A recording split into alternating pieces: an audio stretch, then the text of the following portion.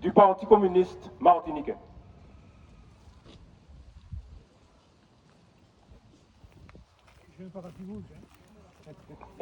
Avec le parapluie rouge. Alors, Anthony Toussaint du Parti communiste martiniquais.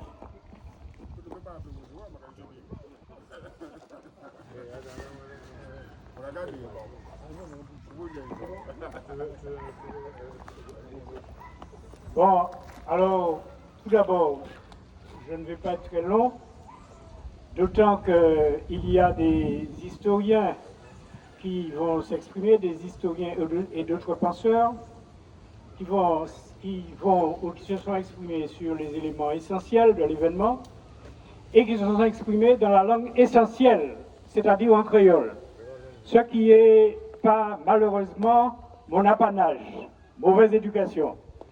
Alors, je prends la parole de manière, disons, spontanée et vraiment improvisée, parce que Georges Richaud, ayant perdu le Nord, s'est rendu dans le Sud ce matin.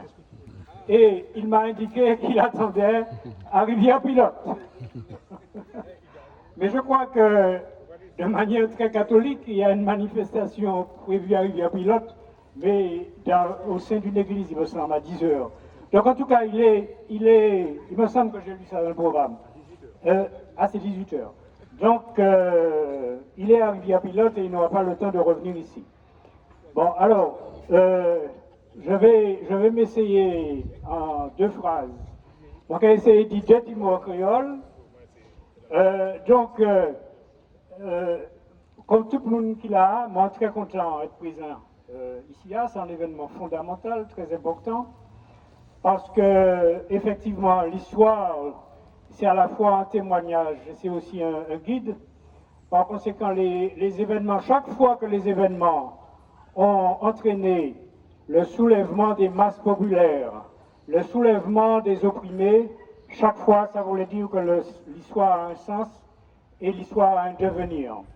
Donc, l'histoire 1870 a un sens, le refus de l'oppression, de l'injustice, du malmenage des individus, de l'écrasement des individus, de l'exploitation quasi bestiale des individus, ça a un sens dans le présent, mais ça a aussi un sens dans l'avenir, parce que l'histoire est effectivement, si elle n'est pas un copier-coller, l'histoire nous donne les grandes directions et nous font les grandes leçons d'humanité, les grandes leçons de la libération, même s'il faut sérieux, même s'il faut analyser, même s'il faut différencier. Donc c'est un événement fondamental. Ici, on est dans un trou de verdure, comme dirait le poète. On est dans un creux. On est à la fois dans la verdure, mais on est aussi au milieu de maisons qui ont des fenêtres qui nous regardent. Donc c'est un lieu symbolique. C'est aussi un lieu ici, géographiquement, un lieu tremplin de la résistance. Donc, pour ne pas parler plus inutilement, je vais conclure. Je vais peut-être faire des déçus parce que je n'ai pas dit l'essentiel, mais l'essentiel reste à venir. Donc, solidarité avec nos frères, nos ancêtres qui ont dû se battre jusqu'au bout pour arracher, disons, l'aliment moral premier des individus, c'est-à-dire la liberté. Je saluais aussi aujourd'hui les Martiniquais qui sont dans la tourmente et parfois qui sont complètement désorientés par les conditions d'existence et le bain idéologique dans lequel nous nous trouvons.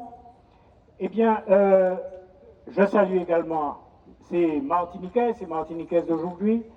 Je salue aussi le combat de tous nos frères caribéens. Et je pense tout premièrement au peuple de Toussaint Louverture, le peuple tourmenté d'Haïti, peuple en souffrance permanente et peuple qui est regardé comme s'il s'agissait comme un singe ou comme un ours désespéré alors que nos frères haïtiens souffrent tant, que la jeunesse haïtienne souffre tant, que les enfants d'Haïti souffrent tant. Donc, je ne veux pas m'égarer. Je salue septembre 1870. Je salue le combat de tous les combattants et je salue également les combats d'aujourd'hui.